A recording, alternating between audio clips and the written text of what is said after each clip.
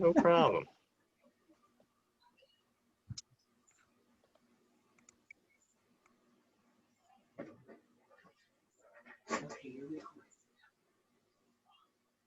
Yeah, spotlight him.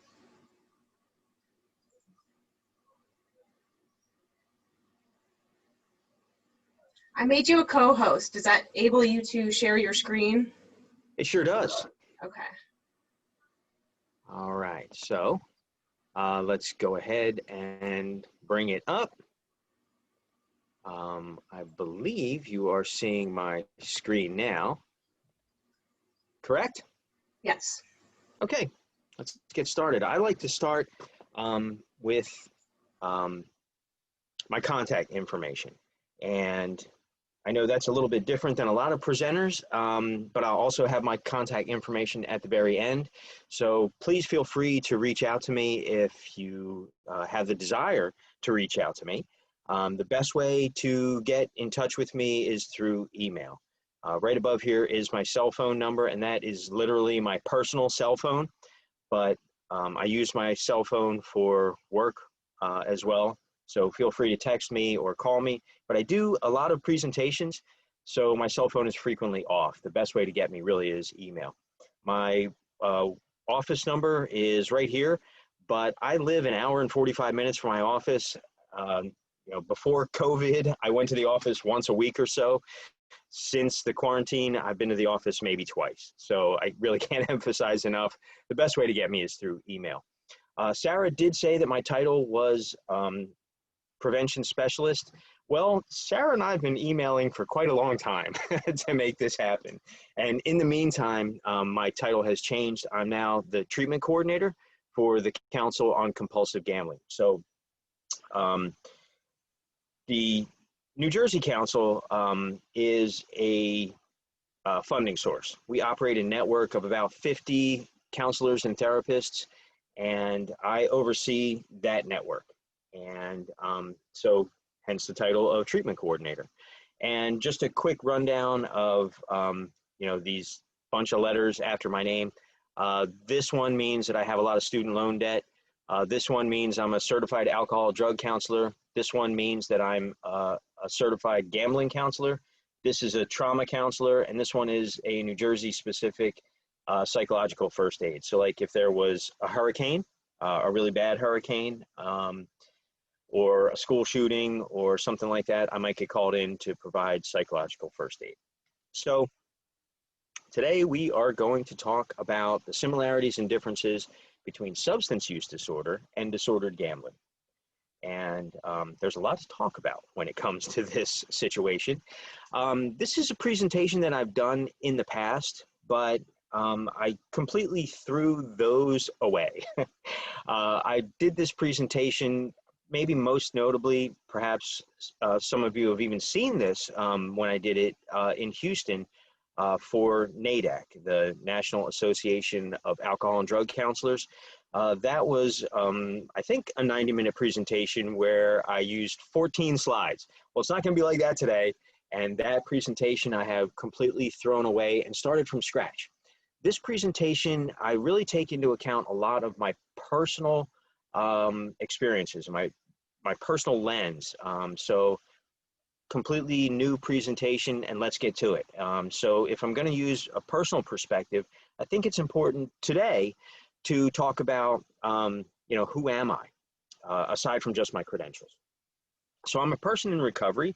I'm not a gambler, never really been a gambler, even though I live very close to Atlantic City. I'm a person in recovery. I don't like the term long-term recovery. In fact, I don't really even know like what clean date you need to achieve the term long-term recovery. And the reason I don't like that term long-term recovery, I was once at, I don't know if it was really, you would call it a conference or a community event, but all these, different speakers, community leaders kept coming up on stage one day, and they were addressing an audience. And I was in the audience, and I had a few years, of sobriety or clean time, whatever you want to call it. And most of the people in the audience didn't really have that level of recovery.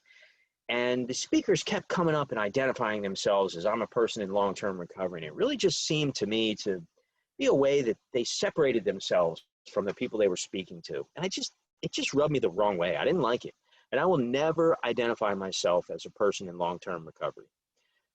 But I, I didn't have years in active addiction. I had decades in active addiction. So I have a lot of experience in active addiction. I meet all 11 criteria for 4 different substances. So I have a lot of addiction experience. I'm also the loved one of people who need substance recovery. And, I don't say that lightly, but there are people that I care about, both close in my family and in my extended family, who I wish could find recovery. As I said, by my credentials, I'm an addiction counselor. I'm a gambling counselor. But in full disclosure, I don't have a caseload right now. I am not seeing clients at the moment. I have often seen clients in the past. I terribly miss seeing clients right now. In New Jersey, we have an addiction counselor credential. I am not licensed for private practice at this very moment. I have met all the criteria for licensure. I sent in my application. I'm just waiting for the wisdom of New Jersey and the mail system to deliver my license. In fact, the mail comes later today. It may bring my license later today. I may be in private practice tomorrow. As I said, I'm the treatment coordinator for the Council on Compulsive Gambling of New Jersey. I meet with lots of different counselors and therapists all over the state. And I go to different treatment centers who are not in our network. And I talk to clients who are in treatment for substance use. I talk to executives within different treatment centers. And I talk to all kinds of people that work in the field, both substance and gambling. These 2 people are people that are very close to me. This is my mom, and this is my favorite picture of my mom. This was her not long before she passed away. My mom passed in January of this year, and my mom was a casino executive at a number of different casinos. My mom was the director of sales and marketing in both casinos in New York and in New Jersey. And before she passed away, she and I had a pretty heartfelt conversation about her feelings about how she felt she might have contributed to people developing a gambling problem. And I don't know if you know the story about Hank Aaron and Mickey Mantle getting in trouble for working with casinos, but that was my mom's work. Anyway, I believe they had like a 1-year ban for marketing casinos in Atlantic City. That was my mom. My mom also felt that she had a gambling problem. When she began working in Atlantic City, that was at a time when if you worked in one casino, you couldn't gamble in any casinos. That has since changed, but that gave her enough of a break where she didn't develop a gambling problem. Her gambling really never became a disorder. It never really derailed her life, but she described to me on more than one occasion that she really liked to gamble, and that's the way she put it. After she retired, both her and her husband described to me that her husband had to physically drag her out of casinos a couple times. But again, never really developed into an addiction or anything like that. The black and white photo here, this is my grandfather. This picture of him is from the summer of 1966, the year before I was born. He's actually younger in this picture than I am now. He had a gambling problem. I don't think he ever got treatment for it. I don't believe it was ever diagnosed, but the family knew he had a gambling problem. But as is very common, the family didn't really know how bad it was. He gambled in Atlantic City. He was the kind of gambler that would take a marker or a loan from one casino to pay debts in another casino. His wife, my grandmother, accused him of having an affair, but it wasn't an affair. It was his gambling that was interfering in their marriage. And I also want to point out that these 2 people are not related. This is my father's father. My grandfather passed away right after I graduated high school. And when he passed away, everyone thought there would be money left behind, but there was no money. So this was kind of a shock to the family. The house that you see in the background here, they sold to cover gambling debts, and they downgraded to a trailer, not a trailer park trailer, but the kind of trailer that gets hitched up behind a car. So gambling was always present in my family, and it was something that I grew up around and aware of.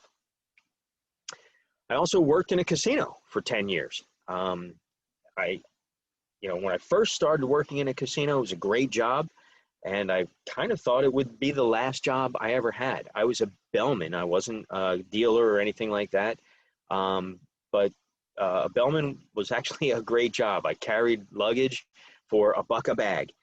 That was the going rate back then. I rarely got that, but that was what you're supposed to tip a bellman, $1 per bag that they carry. I saw some amazing things working as a bellman in Atlantic City. I got onto an elevator one day, and a guest told me I came in for the afternoon, and I lost so much money. I've been here for 7 days trying to win that money back. And, I really wasn't trained in responsible gambling. I was also in active addiction at the time. And so I didn't really know what to say to him. I didn't really know anything about psychology. I didn't even have a college degree at the time. I just tried to commiserate with the guy a little bit. I also, kind of how it often works is people will come in through valet parking. They leave their luggage at the door. They get a ticket for it. They go gamble for a while. And then in the evening, they call for their luggage, and a bellman brings it up to them. One day I brought luggage up to a guy in that same scenario, to a room that was actually bigger than the house that I live in.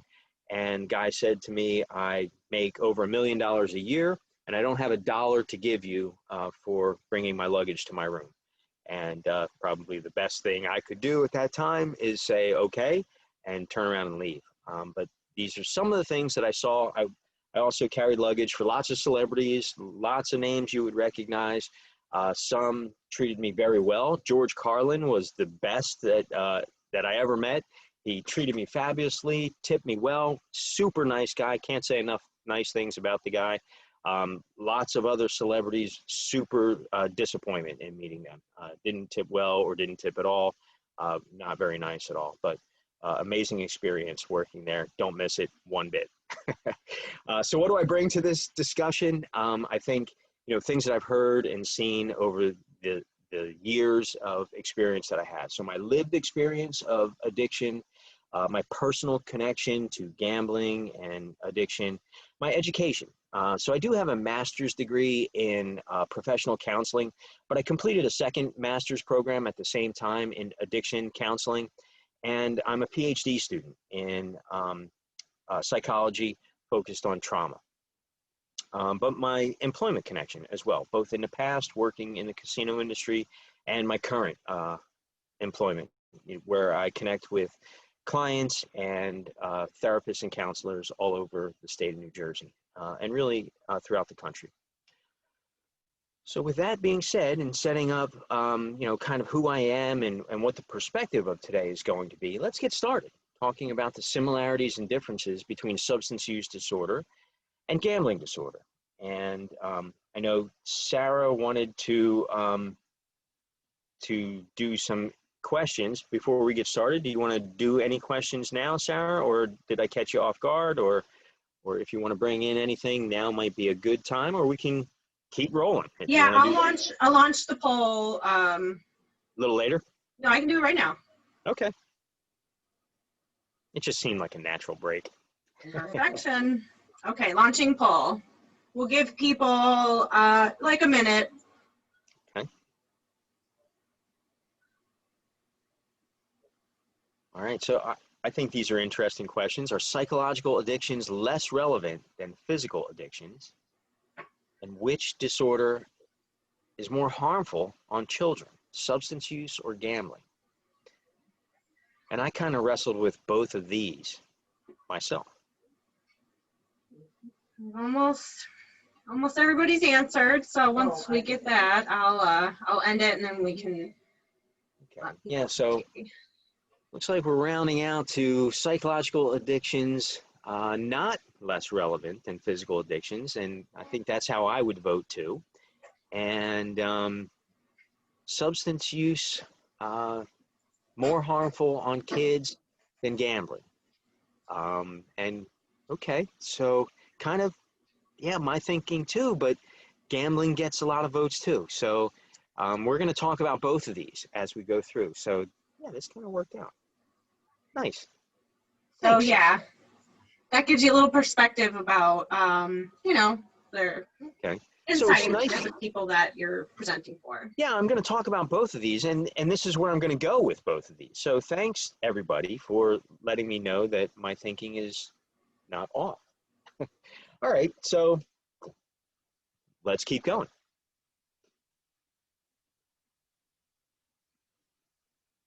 And looks like Rebecca might have a question.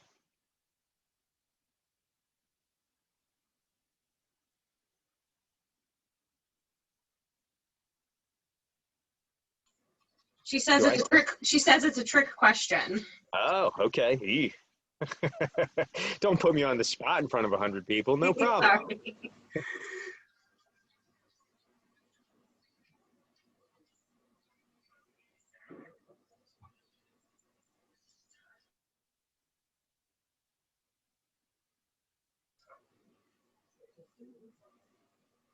Can I see the question, or do you have to?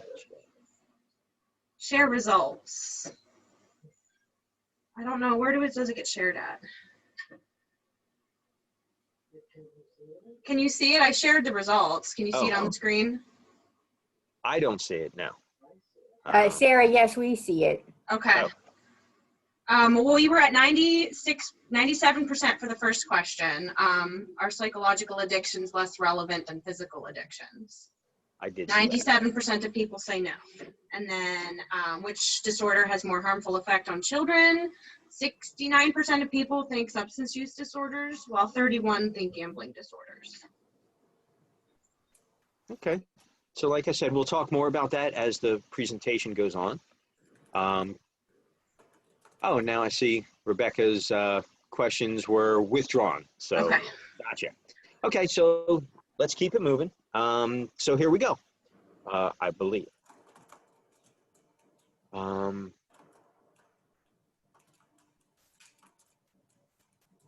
think we have, for whatever reason, now my slides are not advancing. Is that because you have control of it, Sarah? Or do I have to stop sharing and start it again? I'm not sure why it's not working. All right, well, let's stop yeah, sharing. try to reshare. Let's reshare. I'm certainly not going to let this perturb me. Let's go back down here. We'll start from current slide. There we go. Okay. So one way to compare, you guys can see this, right? 23 cents per capita, problem gambling services.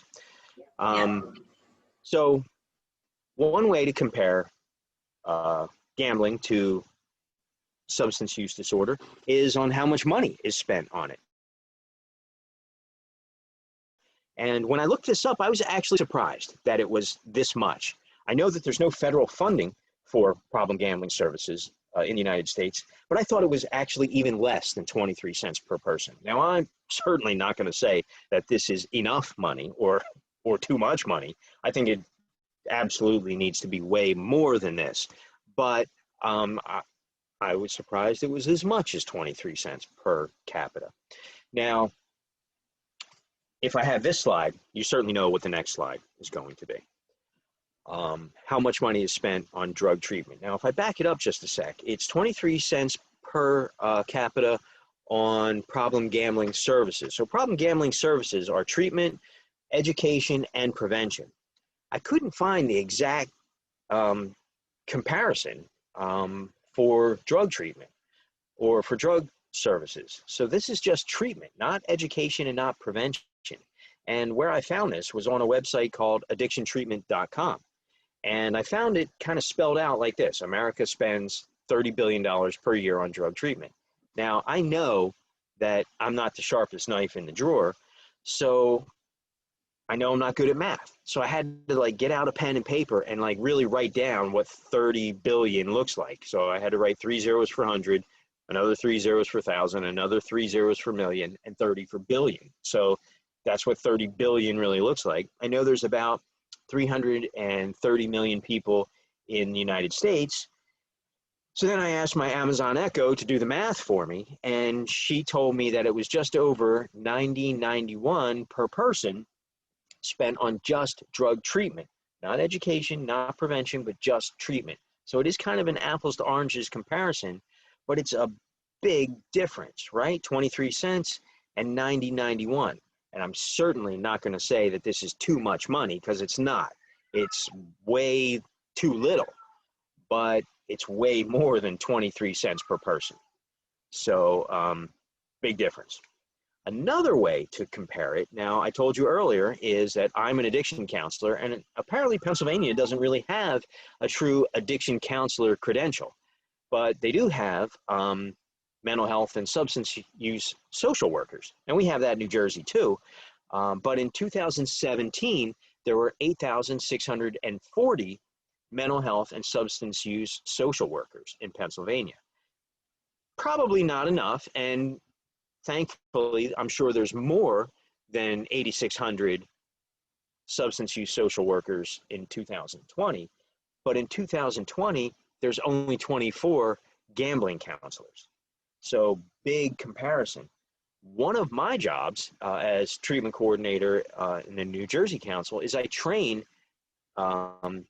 addiction counselors and social workers to be gambling counselors. In fact, I had said that I didn't get out much this summer. I'm working on a virtual training to do just that.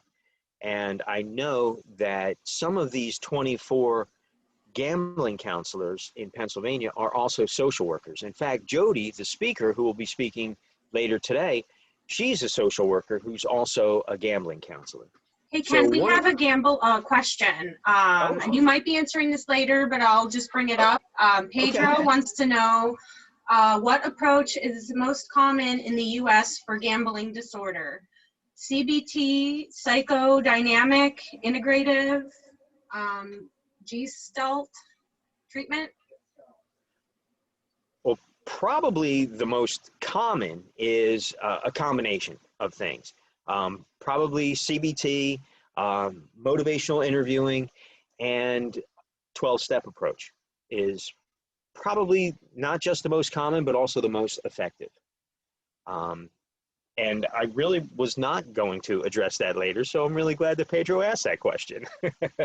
So becoming a gambling counselor can really separate counselors from the other people in their field, because it's so rare to be a gambling counselor, a certified gambling counselor. Another way to compare gambling to substance use is mutual aid or self-help meetings. In Western Pennsylvania, there are over 1,000 Alcoholics Anonymous meetings. Just within 20 miles of Pittsburgh, there's over 300 Narcotics Anonymous meetings. But in all of Pennsylvania, there's only 53 meetings. Now, if you were planning on attending one of these meetings right now, I would suggest you make a phone call and make sure that they're still holding in-person meetings or are back to holding in-person meetings, because a lot of them are Zoom meetings right now. But typically, this is kind of the breakdown. So just on these 3 screens that I've shared, imagine if you are a gambler or a disordered gambler trying to get into recovery. There's not a lot of funding out there, and funding is important, because if a disordered gambler is thinking about getting into recovery, then it's very likely that they're out of money, because if they had money, they would very likely think that gambling itself could get them out of their problems. And we'll talk about that a little bit later on. But there's not a lot of funding, there's not a lot of counselors, and there's not a lot of meetings for gambling. Now let's talk about the behaviors of the addiction itself. For me, you can't really say that, gambling and substance are similar in this way, and gambling and substance are different in this way. because I think the similarities have some differences, and the differences are still kind of similar. And let's walk through and talk about that now. This slide, I made up, and I know that at first look, it's confusing. But it's an opportunity for us to kind of walk through and talk about it. And I think by the time I get done with it, it'll make a lot of sense. So, addiction continues the behavior despite things going bad, despite those negative consequences. And, substance and gambling both affect all of these things that are listed here. So let's take a look at each one of these things and talk about them. So let's start with money. Substance use or substance addiction or, substance use disorders can mess up your money. And, my own personal experience is a great example. I was never a gambler, but I was a pretty heavy substance user. And towards the end of, my substance addictions, my money was out of control. My house was in foreclosure. I was unemployed. I really couldn't even feed myself. My friends were bringing me food. I was in debt. Money was bad, So I think for that reason, I could have put money all the way over here under substance, right? That totally makes sense. But I think we probably, recognize right off that money could also really go under gambling all the way, because for one thing, the average gambling debt for a disordered gambler in the United States is about $100,000. So, that substance messes up your money, but that's pretty bad. Also, gambling, can wipe out life savings. It can wipe out the life savings of the disordered gamblers' family members, of their parents. It can wipe out the, college fund of the gambler's children. It can wipe out, not only the gambler's children's college fund, but then it could affect the earning potential of that child, which means that the child's children might grow up, hampered financially as well. So even the gambler's grandchildren could be affected. So, the disordered gambler might have multiple mortgages on the home. So really, money does belong, I believe. We make a pretty strong case for money being closer to gambling, even though it does absolutely affect both. So jobs, we maybe can talk about jobs and substance use. It's hard to hold down a job when you have a substance addiction, right? And many disordered gamblers kind of do. But I remember from personal experience, when I was in active addiction, and like I said, I was in active addiction for a large portion of my life. I often held jobs, but I had about a 2-year shelf life in jobs.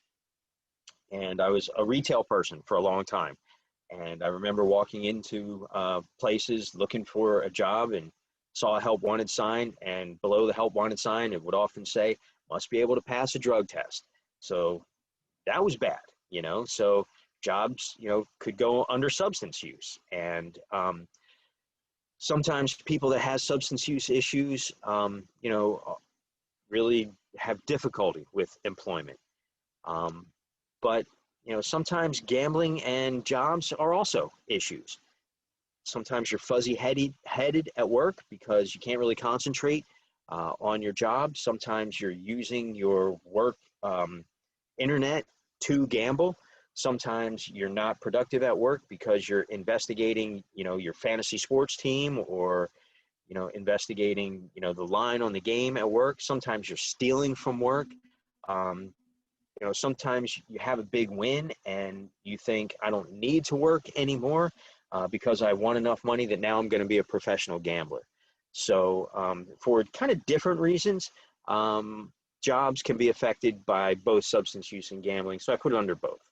Health, I think maybe, at first glance, we think health might really belong under substance use.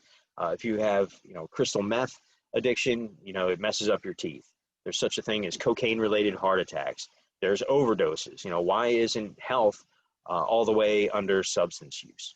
Well, because gambling can, cause stress issues, and stress can cause heart attacks. Gambling is related to depression. Gambling can exacerbate pre-existing health conditions. A lot of times people who, have or need doctor appointments will not go to their doctor appointments, maybe because they can't afford doctor appointments now, or because doctor appointments take a lot of time and people don't want to spend that time to go to the doctor's appointment. So, maybe we can make the argument that health belongs slightly closer to substance, but I'm pretty confident with putting it under both. Reputation. Reputation, maybe belongs under substance use because substance use can cause people to fall into prostitution, or, if you have a history of arguments in the home, or I've seen lots of people come to family holidays and get, turn into, family fights and get thrown out and are not welcome, on family holidays anymore. So substance use can ruin people's reputations, but certainly so can gambling. I'm the treasurer of a professional organization today, and if I were a disordered gambler, it's not outside the realm of possibility. I could be writing myself checks out of this professional organization's account, and if I got caught doing that, that would absolutely destroy my reputation. So that's a scenario where gambling and reputation can be ruined. So I feel pretty confident putting reputation under both. Now, children. Honestly, that was our poll question, and I feel like, based on the poll response, that children is where it should be on this slide. But I started out, when I originally created this slide, and I had it all the way over here. And maybe that's a little bit of counter-transference on my part. I don't have kids myself, but I worked with so many clients who lost their kids behind their substance use disorder. And, some of my clients used their kids as motivation to get into recovery. And, these were fantastic stories of recovery and redemption. And other clients, once their kids were securely in foster care, or securely adopted by other people, or securely taken care of by their own parents, the child's grandparents, some people in active addiction, felt that they could relax and they could succumb to their addiction. And, it was really difficult to observe. And this really, was hard to watch sometimes. But certainly, I moved this over, the more I thought about it, closer to gambling, because gambling can really affect kids as well. And I kind of talked about it already when I talked about money, because gambling can wipe out kids' college funds, and it can affect families for generations down the line. Gambling can also be related to family violence. Kids can observe family violence. Kids can be victims of family violence. There's lots of ways that gambling can affect children in the home. And, if there's a disordered gambler in the family, sometimes kids grow up to have addictions themselves. It puts kids at greater risk. So, I don't want to minimize the effect that gambling does on kids, but substance use just is bad on kids too. So, it's bad, and I put it a little bit closer to substance use. Freedom, there is such a thing as drug court. In Atlantic County, we call it recovery court, which I like so much better than drug court, and I believe clients like it a lot better too, just the name. There's only one gambling court in the United States. I hope that changes. I know there's some movements around to make that change. I'm sure that will change at some point. But substance use, people lose their freedom behind substance use. People can lose their freedom behind gambling too, which is why it's not all the way over here. But people do frequently go to jail because of substance use. You can go to jail just for possession in some areas. It's not as common as it used to be, but lots of people go to drug court, and even if they are on drug court, if they just do the right thing, they stay out of jail. And many people still can't stay out of jail. People lose their freedom, I think, more often behind substance use, but it is still a thing where people can absolutely commit illegal acts behind gambling. So homes. People absolutely become homeless behind substance use. perhaps it's a bit more common behind gambling, but because homes have value, mortgages and multiple mortgages are very common behind gambling as well. I absolutely have talked to people who have downgraded from homes to apartments, from apartments to cars, and even lost their car because of gambling. So, like I said, I think by the time we got through this slide, you don't have to agree with me on everything about this slide. The whole idea was just to think through these different areas, and I'm sure that there are other ways to compare gambling and substance use. I just wanted to make the comparison. Hey, Ken, we So, have a question. Sure. Fiona wants to know, isn't there some issues between GA / GAM Anon and professional treatment that doesn't necessarily occur in substance use disorder? Aren't there some issues between GA and Gam-Anon that don't occur in substance use disorder? I'm not sure I understand your question. There are some issues between GA and Gam-Anon that don't occur in substance use disorder. GA and Gam-Anon, are the people that attend GA and Gam-Anon compared to people that attend the other fellowships are typically a bit older. I know, I have attended both fellowships, even though I'm not a gambler. I've been fortunate enough to attend some GA and Gam-Anon meetings. Attendance is, a bit more sparse in GA and Gam-Anon. Are those the kind of things that you're asking about? She said something else saying substance SUD treatment has embraced 12 steps. Not sure GA has embraced professional treatment. Well, I know that Gam-Anon does embrace professional treatment. The people that I'm aware of, I know the New York, New Jersey area, they absolutely embrace treatment. They recommend treatment for both GA and Gam-Anon. I don't know that there's a problem with that at all. I think they do embrace that. Maybe I'm wrong. Maybe that's more of a local thing in your area, or maybe just a local thing in my area that they embrace treatment. But yeah, I think that's an important part of recovery. Okay, she says we've heard that locally. Oh, well, yeah, I would say that those two things working together are better than they are separately. That's absolutely my recommendation. And if you're going to a 12-step meeting and they are, kind of dubious about treatment, then don't talk about treatment in your 12-step meeting. I would continue to go to 12-step meetings and just don't talk about it. I'm a member of a fellowship. It's not a 12-step fellowship, but I have no reason to talk about treatment if it makes other people feel uncomfortable about it. I have plenty of things in my life I can talk about that don't include what I talk about with my counselor. Does that help? So, okay. So let's keep it moving, because I know, unfortunately, I don't get to talk all day.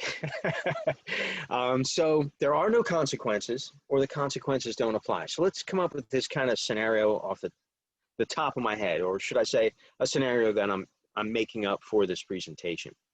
Let's say there's a 27-year-old, either male or female, living with his or her parents. And this 27-year-old doesn't pay rent, and the parents pay for food. And the 27-year-old has a job and has a car. So for whatever reason, there's no car payments. Maybe the parents pay the car payments, or it's a car that just doesn't have payments. So 27-year-old, in part of this scenario, let's say, is a gambler. And all the money that this person makes, they get to gamble with. And so maybe they sometimes win, sometimes lose, but there are no consequences. So they will never get treatment for gambling. Maybe maybe it is a gambling disorder, but because they're never going to be homeless, they're never going to be without food, they're never going to be without a car, they have no consequences, or those consequences don't apply to them. And I mentioned at the very beginning of this presentation that I'm the loved one of someone who needs recovery. That's kind of the scenario. They're a substance user who live with their parents and they have no consequences. So that's a similarity right there between substance use disorder and gambling. There's no reason for them to ever get into recovery. Very common, actually. Or if the gambler believes it's working. So maybe in that scenario, they're winning enough that they're doing well, or maybe they have a need that's being fulfilled by this gambling. Maybe the need is to feel like a VIP, to feel like an important person. And so when they go to a casino, they get treated like an important person. So they're getting something from that gambling. And so maybe it's not the gambler believes it's working, maybe it's the substance user. And so I'll bring it back to my perspective again. I have no problem speaking in front of 150 people. I thought this was going to be, when Sarah and I began talking about this, I thought I'd be talking in person in front of 150 people. No problem. I know that public speaking is something a lot of people are afraid of. That doesn't bother me at all. You know what bothers me? Going to like a cocktail party. That scares the crap out of me. I'm just not good at that. I need a drink in my hand. And one drink is good. 3 drinks is better. 35 drinks was even better for me. And the reason that is it's a social lubricant. And for me, I believed it was working because it was working. I could then talk to people and I could have fun and I could relax and I could get super relaxed. And so it really was kind of working for me. It was fulfilling a need for a while, until it didn't. So that's another similarity. And so I also want to kind of shift a little bit, is it possible that the gambler might even increase their gambling when things are going bad? And again, I made this slide when I thought I would, be actually asking a question, have feedback from people. And would a substance user do that? Now, I kind of want to bring it back to me. When my house was in foreclosure, when I was unemployed, when things were really bad, would my substance use escalate? Or if I was a gambler, would I escalate my gambling? Is that a legitimate scenario? Well, you're darn right it is. A substance user, let's say, I was using heroin, which I wasn't, but let's say I was, or alcohol, which I was at the time, that works really well. If you were using heroin, you're not thinking about anything. You're able to really just tune out and forget about everything. Alcohol can kind of do the same thing. You can really just get to a point where you're, unaware of what's going on around you. You don't even think about foreclosure, or you're thinking about, who cares, but it's a short-term solution. And when you do kind of sober up, that stuff is still there. Now, gambling, you can dissociate because you're thinking so hard or concentrating so much about the gambling, but it really has the potential to permanently solve that problem, or at least you can convince yourself that it has the potential to permanently solve that problem. And gambling has that potential to solve all the problems that it really does create. Maybe my house would have been in foreclosure if I was a gambler because I had multiple mortgages on it. I had really gotten myself into a jam because of my gambling. And I don't know if you're familiar with this movie with Mark Wahlberg, 2004, The Gambler. Pretty good movie, or at least maybe 2/3 of it are a good movie. And I'm a little behind on time, but I'm going to tell you the story of the movie anyway, because it's a pretty good case study for 2/3 of it. Mark Wahlberg is a college professor, so he's doing okay, but he's not, setting the world on fire. He is gambling in an illegal casino, and he owes some Korean mobsters or gangsters $200,000. So like I said, he doesn't have access to $200,000. How's he going to pay this money back? Well, this is how. He's going to increase his gambling, even though things are going bad. So he increases his gambling by going to a different set of gangsters or mobsters, a group of African-American mobsters, and he borrows $50,000 from them to increase his gambling, and thinking that that $50,000 is enough, that he'll be able to win enough money to pay back both sets of mobsters. And a little bit of spoiler alert, he loses the money. So now he owes $250,000 to 2 sets of mobsters who will kill him for this money. Interesting case study. So things are going really bad now. So what do you think he does? Well, he escalates his gambling. And he goes to a third set of mobsters run by John Goodman. And yeah, John Goodman from Roseanne. And this guy gives him the money. But again, a set of mobsters who will kill him if he doesn't come up with the money. And that's where it kind of goes off the rails, because it's a Hollywood movie and he gambles and wins enough money to pay everybody back, and he stops gambling. But like I said, the first 2/3 of the movie is a pretty good case study on what's going on. And it really is this exact scenario where he escalates his gambling. So this next slide is kind of that other question that we brought up. You know, will psychological addictions always be less than physical addictions? And I kind of want to go to the work of Johann Hari. If you're not familiar with the work of Johann Hari, you probably should. You probably should be. He wrote a book called Chasing the Scream. And if you're not into reading pretty big books, at least check out his TED Talk, which is called Everything You Know About Addiction is Wrong. And it's not new. It's been out for, you know, quite a long time. And if you're in this conference, chances are everything you know about addiction is not wrong. You're probably not his target audience in that, but it's a really good TED Talk. And what he's talking about when he says everything you know about addiction is wrong is down here. He's talking about the chemical hooks and the 21 days we are all addicted. So I want to tell you really briefly, again, from my own personal experience, what he's talking about. I was in a pretty severe body surfing accident in Hawaii many years ago. I was on the big island of Hawaii, and I was body surfing on a beach alone. Very dangerous. Don't ever do it. I almost died, literally. I was body surfing, and I was destroyed by a giant wave. And my right shoulder came out of joint, and I couldn't move it. And it's very painful to have your shoulder dislocated. And I remember thinking, I guess this is how I die. And I could not get back to the shore. I was way out there on double break, and I just couldn't get back to the shore. And after a while, another giant wave came and crushed me. And I remember thinking again, well, I guess this is how I die. But it popped my shoulder back into joint, and I was able to, after a while, make it back to the shore. I kind of passed out on the beach. And when I came to, I made it home. Still, nobody was around me. I was all alone. It was, you know, crazy scenario. But for months and months afterwards, my shoulder would dislocate for like no reason at all. Very painful. I would not recommend it. So I had arthroscopic surgery. It didn't take. So I had to have much more drastic surgery, which was tightening the shoulder capsule. I don't know if you've ever had that or heard of it, but they essentially cut your arm off, put it back on tighter, and I have a really cool scar. I was in a cast from my waist up for 26 days. And as you can imagine, I was on some very powerful narcotic drugs. And I told you earlier today, I meet all 11 criteria for 4 different substances. Well, guess what? One of those substances is not narcotics. They were never part of my story. I never got hooked on opioid painkillers. It's not the chemicals.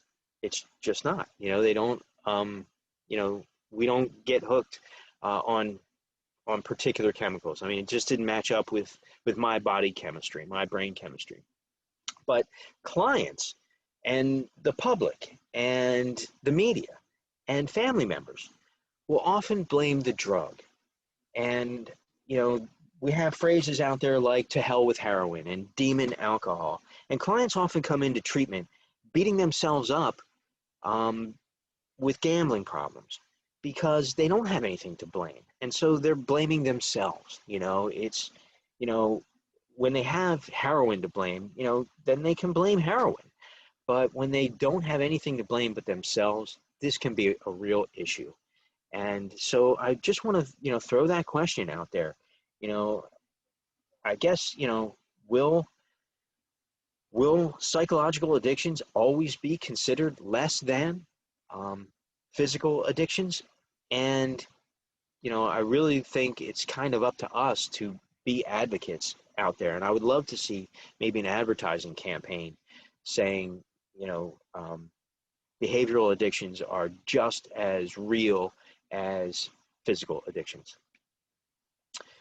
So the role of fantasy, and this caution sticker is because of the word fantasy.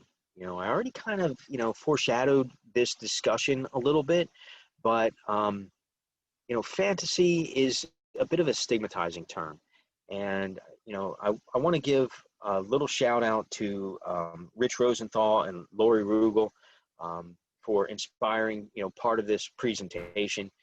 I don't think Rich Rosenthal even knows who I am, but I know Lori Rugel does. But I know that, they have talked about this also, and fantasy, can be a bit of a stigmatizing term, but it really does kind of set up in our minds, where we're going with this. Like, gambling does sort of have a role of fantasy, but I don't think it's really fantasy. I think it's a need that the gambler has, that gambling can fulfill for them. So let's talk about that. So maybe gambling can fill a role of being a VIP, right? I kind of talked about that already. Being an important person, being maybe a James Bond type character, right? And we'll talk about who exactly that James Bond character is in a moment. Maybe being someone who is popular, maybe someone that the opposite sex or the same sex, depending on who you're attracted to, someone who's desired. Maybe gambling can fulfill a role of wealth creation for you. Someone who can drive a fabulous car. Or for me, I've always had a fantasy of one day going shopping for a yacht. Going yacht shopping is awesome. And, gambling isn't just sitting at a table or sitting in a slot machine or playing cards. That role fulfillment or that fantasy really starts even before you get in the car and drive to a casino, or before you open up that app or open up the laptop. The day that you're going, or the day before, when you're thinking, tomorrow I'm going yacht shopping, or tomorrow I'm going gambling, or it's payday today. That means by tonight I'll be on the casino floor, and this time tomorrow I could be shopping for that yacht. So that's something that, I don't know, I would tend to say there kind of isn't anything like that in substance use, except for, maybe when you start using your substance and, you start to get that social lubricant and you start to feel it a little bit, and like, now I'm starting to feel pretty good, and now I do have the confidence to start talking to people. Or when you've got, maybe you're a drug dealer, or maybe you've got something in your pocket, and you drive past the police in your car with your loud music going, and you're feeling like you're kind of sticking it in their face. This is something I've talked with clients about, and I don't know, how many clinicians we've got in attendance today, but, that's something that's sometimes interesting to process with clients, that fantasy role. And being a winner, being a winner is really important. You can get that from gambling, and it's something that's so important in our society. Kind of don't get that from substance use as much, maybe drug dealing, but being a winner in our society. I mean, there are great Hall of Fame level athletes who just don't reach that second level, that next tier, because they never won the championship.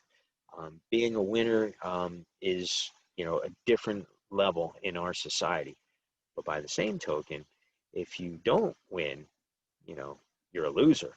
And being a loser, the other end of the spectrum, that does play into substance use. You may drive your car down the street and see somebody who's using substances or is homeless, and you may be able to identify, what you think, or even have some kind of feelings without even labeling them, intentionally labeling them, but maybe you do. And that kind of brings us to this slide. We do think that people win because of skill or because of righteousness. I've got James Bond down here, and James Bond, he's always got a gambling scene in the movies, and he always wins, even though he's playing luck-based games. I think in one movie he's playing poker. But in all the other games, they're luck-based games, and James Bond always wins. And why is that? Well, he always wins because he's James Bond. But aside from that, why does he always win? Because he's the good guy. And the good guys always win, right? And so the bad guys always lose. And he's always gambling against the bad guys. And the bad guys never win. And people get what they deserve. And that's why when we drive down the street and we see those homeless people that are using substances, and we kind of have those feelings like, yeah, you kind of got what you deserve. And there's that, you know. And I kind of put divination on here too, because, you know, back in ancient times, you know, people used literally the same device to commune with the gods, to get answers from the gods that they used to gamble with. You know, they just slightly altered what they did with it. So, you know, wealth is kind of seen in our society as moral superiority, and, you know, lack of wealth as moral inferiority. And again, I can use myself as an example. You know, I am literally the same person that I was 10 years ago. 10 years ago, when I was in active addiction and my house was in foreclosure, just before I lost my job, I was a bellman. Do you know why I was a bellman? I worked in the casino industry, and I was a bellman because I could help people. I know that sounds weird, but I often said that I'm helping people. Even if they're bad people, I'm still helping them. I might just be helping them carry their luggage, but I'm still helping people. And I was in active addiction back then. I couldn't pay my bills, and I was the kind of person that you wouldn't probably like. I wasn't a very nice person maybe, but I was still trying to help people. And I'm literally exactly the same person that I am today. And I'm in a way different scenario today than I was 10 years ago. But, you know, gambling and substance use can look very similar. And this is the same guy. Both of these pictures are the same guy. It's just a haircut. You know, it's just a haircut, and a little bit of dye. And there's this shame. You know, it's not super easy for me to get up here and tell you my story. I've never really told, you know, my story in this sort of scenario. And the fact that I always change my presentations, I'll probably never really tell this story like this again. So, you know, shame about lack of success, not super easy to do, and not easy for clients to do either. So part of that leads into this next kind of confusing slide. But there's little important things to talk about. And so one of the things that I want to talk about is this one down here. Being in treatment means there's no more possibilities. So, you know, we talked about that yacht shopping kind of concept a moment ago. Well, for a disordered gambler to get into treatment, that means that there's not going to be any more yacht shopping. You know, if a disordered gambler comes into treatment, that means he's not going to be James Bond, you know, or there isn't going to be any wealth creation from gambling again. So that's very difficult. And there's kind of not something like that with substance use. But if you take that away, now the disordered gambler has to deal with the thing behind the thing. What kind of sent that person into addiction? And there's something exactly like that in substance use. Someone in treatment for substance use addiction now has to face their demons, if you want to put it that way, or, you know, what, you know, the thing behind the thing is really how I describe it with my clients. And both substance use and gambling disorder have that they have to deal with. And so it's really, you know, I really think exactly the same thing. Now for gambling, you know, they have the opportunity to undo all of the damage through gambling and never be vulnerable again with a big win.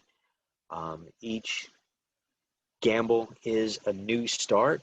If they can just get back into action, they can get on a roll and open that back up. That's what I talked about with the funding source earlier. And if they can win, they can make it up to everybody. This is something that they often talk about, and they kind of, you know, don't really have that in substance use. So a little bit behind time, so I'm going to keep it moving. I want to talk about gambling type behavior. Mind bets is something that some people might be familiar with. And there is something similar to that in substance use. So mind bets, if you don't know, a gambler in recovery might be thinking about what he or she would gamble on if they were gambling. So, you know, scenario from my world. You know, Sixers and Celtics point spread. You know, maybe the point spread is 10 points, and you think, well, the Celtics are definitely going to beat the Sixers, but they're not going to beat the Sixers by 10 points. So I would have bet that game. You know, maybe that's a mind bet. Or a mind bet might be you fill out a March Madness bracket, but you don't actually put money on it. That's a mind bet for a disordered gambler in recovery. Not a good thing. What might be similar to that for a substance user is that substance users will sometimes play with their works, their needle and their equipment to get high with. And I even caught a client in an IOP one time filling their works with water and injecting water into their arm. So it's reinforcing that neural pathway, just like making a mind bet, reinforcing that neural pathway. I've even seen people, not in treatment, but I've seen it in my own life, chopping up powder, baby powder, talcum powder, on a mirror with a razor blade, just going through the motions, who had a cocaine addiction, making lines, just reinforcing that neural pathway. So a real similarity. So brinksmanship in gambling recovery.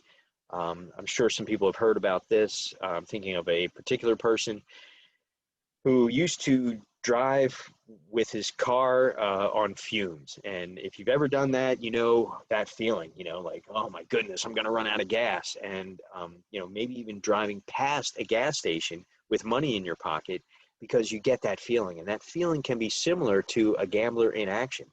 And, or putting money in a parking meter. You maybe have a 1 hour meeting, so you put 1 hour in that parking meter instead of an hour and 15 minutes or an hour and a half just to play it safe.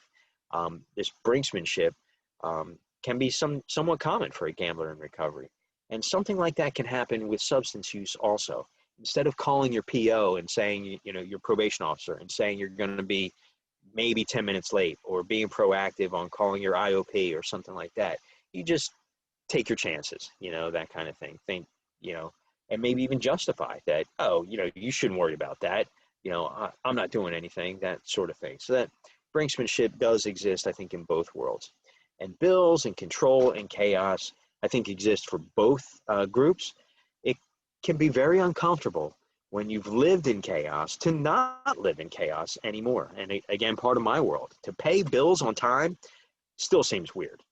To have money in the bank, to have a savings account seems weird. It just does. And to live in a world where people don't yell at each other, and to not live in a world with chaos can feel uncomfortable for people in recovery, whether it's gambling or substance use. And it can feel out of control. And it can also be that maybe people in addiction grew up in a world of chaos. And so it feels more comfortable to create chaos because at least I'm in control then. I created that chaos. So in some sense, I have control then. And I'm used to that. I'm more comfortable with that. So kind of unlike substance use, gambling, you haven't lost until it's over. So you might be down $10,000 at the tables with $100 in your pocket. And like I said, down 10 grand with $100 in your pocket, but you're only down 10 grand. That 100 could turn into 200. That 200 could turn into 500. That 500 turns into 1,000. 1,000 turns into 3,000. 3,000 gets you back up. And now you're no longer down 10 grand. Or so a gambler might think, right? So it's not over until that $100 in your pocket is down to zero. So the consequences are not real until the game actually stops or you get into treatment and the possibilities are over. And kind of, substance use also, kind of can't be denied or can't not be realized. Like there's nothing like spitting out teeth, that really kind of gets your attention. Now this woman in this picture, maybe at age 34, she gets into recovery, and by age 36, she's back to, being attractive again and, gets her health together. I often wonder, do people look at me and say, oof, that guy, he's been through a lot. Because sometimes you can tell by looking at people that they've been through a lot. But physical health consequences are sometimes hard to deny. So I want to go through the DSM criteria, because I think that's a pretty good way to also discuss the similarities and differences. So what I did is I went through 1 through 9 of the gambling criteria. I put those in white at the top of the page, and then I matched up in yellow the opioid criteria, because they're all, substance ones are all kind of the same. And I put the ones below that in yellow that I think match up. So number 1 is tolerance. Needs to gamble with increasing amounts of money to achieve the desired excitement. Opioids taken in larger amounts, longer periods than intended, and need for increased amounts of opioids to get the same intoxication. Or if you just take the same amount, you don't get the same buzz. Pretty straightforward. I think this is a pretty even comparison. Next one, withdrawal. A little hard for me to get my mind around withdrawal, that there's a gambling withdrawal at first, when I first kind of got into the field. But as I started talking to gamblers, it became easier and easier to get my mind around gambling withdrawal. So I don't know what your experience is, those of you who are listening to this, but there really is gambling withdrawal. And of course, we all know about opioid withdrawal. So I think, again, pretty straightforward comparison, although not an identical behavior, not an identical result. Control, I think this is a pretty, exact comparison as well. If you, are trying to stop and you can't stop, you have a problem. I think this is a pretty direct comparison. Preoccupation. It felt to me like I was making a bit of a stretch, but, the more I think about it, the less of a stretch it feels like. Preoccupation, often preoccupied with gambling or handicapping or planning the next venture, or thinking about ways to get money to gamble, and then, time spent using or recover, or, trying to get your hands on opioids, or craving or strong desire to use the opioids. The more I kind of thought about that, the more it did seem like preoccupation to me. So first 4, pretty straightforward. Now the 5th one, often gambles when feeling distressed. I personally kind of part from the APA on this. Now, who the heck am I to argue with the APA, right? But I think people gamble not just when they have negative emotions, but I think people gamble when they have positive emotions too, right? You get a raise, or someone you're attracted to says something nice to you, and you want to keep that roll going, right? So there's nothing that says people would not gamble in positive emotions. But aside from that, the DSM does say often gambles when feeling distressed. Now, there isn't any criteria that for substances that are similar, but I would absolutely ask you the questions. Do you think people use substances to cope with feelings? You're damn right they do. They absolutely use substances to cope with feelings. Chasing losses. After losing money gambling, they often return another day to get even. Now, for me, the way the DSM puts this scenario together is people gamble down to their last dollar. As soon as they get their, so they leave. And then as soon as they get their hands on money, they go back again to try to get that money back. And yeah, that's an example of chasing losses. That's not the only way chasing losses happens, but that's what the DSM says. No criteria like that. Is there something similar in substance use? Yeah, I think there is.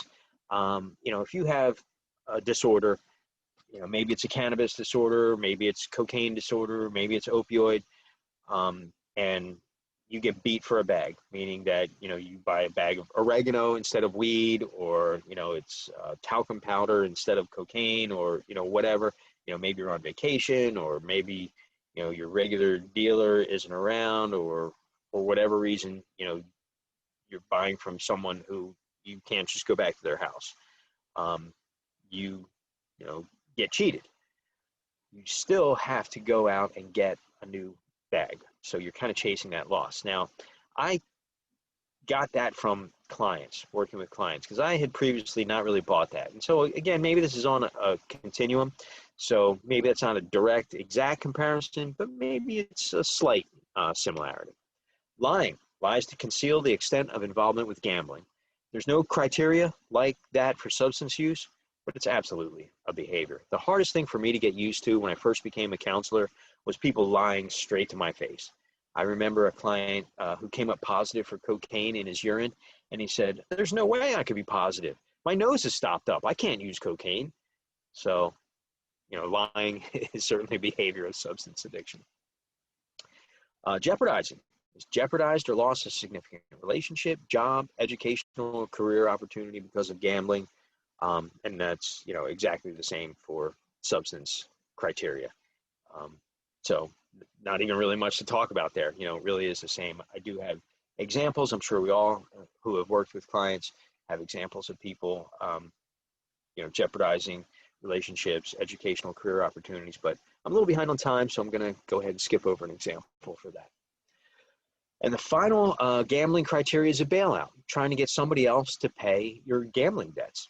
Not a criteria like that in substance use, but certainly a behavior of substance addiction. Again, from my own world, if I might have spent my rent money or my car payment money or my electric bill money on substances, and then I would go to my mom or friends or anybody who would give me money and say, I don't know why I can't pay my bills this month. Can you help me out with my car payment? And so that, was a bailout too. So there are a few leftover criteria for substance use. So let's take a look at those. So this one is recurrent opioid use resulting in failure to fulfill major role obligations at work, school, or home. So no gambling criteria like that, but it's certainly a behavior. And I can tell you an example. About 2 years ago, I was in Orlando, Florida, speaking at a conference. I think I had like a 1-hour presentation, and I was in Orlando for like 3 days. So I was in Orlando for like 3 days, and I only had to speak for an hour, but I kept getting phone calls from this family. And, I don't mean to minimize it because they were hurting. They were really hurting. This kid who was an adult, but I'm pretty old, so everybody's starting to become a kid to me. This young man had gone away to college, and 4 years later, he had come home, and there was no college degree. And the family was hurt. They were really upset, and a lot of anger, and they were calling me to see, what I could do to help. And what had happened is the young man developed a gambling problem and dropped out of college. And he continued to say he was in college. He stayed out there and told his parents that he was in college, and continued to take their money and continued to gamble. And at the end of the 4 years, he came home and admitted that he had dropped out of school, took their money, and gambled. They were very upset, but they loved him and they tried to support him. So dad got him a job where dad worked. The young man continued to try to gamble and was borrowing money from now the co-workers of himself and his father. And the co-workers were upset. They were borrowing money, or they were going to dad to get the money that was borrowed. It was causing a lot of tension at work, causing a lot of tension at home. So it really was, interfering with work, school, and home. So pretty good example, I think. When I stopped talking with the family, it wasn't really a good situation. So another leftover criteria is recurrent opioid use in situations where it's physically hazardous. Not a similar criteria for gambling, but maybe if a disordered gambler has people coming after him or her for collection, maybe a physical threat. Maybe we can make an argument, again, a criteria, maybe it's not a direct correlation, but perhaps that's a scenario where there's some similarity. And this final one, continued opioid use despite having persistent or recurrent social or interpersonal problems caused or made worse by the effects of opioids. So maybe you're fighting with your spouse, maybe you're fighting with your neighbors, maybe fighting with in-laws or family. Things are going bad because of your gambling, and you're starting to fight with people around you. Certainly behavior, but no similar criteria. So as I said, that's pretty much the end of my presentation, a pretty overarching walkthrough of similarities and differences between substance use disorder and gambling. I think that does kind of show you that the similarities are different and the differences are similar. This is my contact information. I hope that you enjoyed the presentation. I'm happy to take any questions that you've got. I think we have a few more minutes left. Sarah? Right now, there's no questions in the Q&A box. We'll give just, I guess, a minute for people to type them in if we haven't already answered the questions. All right. What time is it? Oh, okay. Okay, well, everybody, we get to listen to Ken again this afternoon speak about online gaming and gambling, which I'm looking forward to that because, you know, that's recently been something new that we have going on in Pennsylvania. I'm looking forward to hearing more about that. So we will see you this afternoon, Ken, and then everybody, we're going to start at, oh, we have something in the question and answer box. Okay. I thought I saw something in the chat, actually. What does handicapping mean? Oh, handicapping is kind of investigating, you know, it's a sports gambling term. So you're like looking up and getting information to find out, you know, what the line on the game would be and trying to just get an edge on finding out who would be the best participants to bet on. And then Nate would like to know, have you heard of any fun and interesting evidence-based gambling curriculums for school-aged and high school-aged kids? So there's a thing called Stacked Deck, which has been around for a long time, but it's actually being redone right now. So I think that's a good one, and definitely keep your eyes and ears open for the revised version of Stacked Deck. Stacked Deck is a series of classes that you bring to kids, and there are a lot of activities with it. There's history, which I love history. You're going to find that out later today. And so, yeah, there's history of gambling, there's activities, there's some math involved, and so I think that's a good one. Stacked Deck is definitely worth checking out. Fiona agrees. She says it's they look forward to the revised version. Yeah. And then Barney has a comment. He said, just a comment, I have often told SUD clients that they should be treated for gambling as they are betting that this time they use will be different and that there will be no consequences. Yeah, I think that's a pretty good angle to look at with that. In fact, something that I have often done with clients is I've done IOPs groups a lot. I love group work, and many times I'll pass out like the 20 questions of GA, and I like screens in general. And so in group work, I'll pass out like the 20 questions of GA, and I will pass that around and ask people to just discuss the questions, discuss them from a gambling perspective, but then also discuss them from their drug of choice perspective. And the reason I do that is because, you know, research has shown that probably about 30% of people in substance use treatment are also gambling. So it helps to identify people who are gambling in substance treatment. And, you know, we often find that there are people who are gambling that we didn't realize. But it also kind of opens their eyes too, that, hey, this stuff really is similar. And, you know, you often walk into, and I get to go to lots of treatment centers that the staff think that there's no gambling going on there. And so when I go there and we talk about stuff, people discover, wow, there really is gambling going on in our treatment center. And so when I work with my clients, yeah, we find that that it's really very much the same. So I love that perspective that you talk to your substance use clients about gambling, because yeah, that's a pretty good perspective. Okay, well, thank you for answering all our questions. And like I said, we'll see you this afternoon. And I'm going to include all the speaker contact information in the emails we send out after the conference.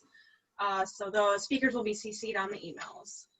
That sounds good. We'll see you guys in about 10 minutes. We're going to, again, take a little break.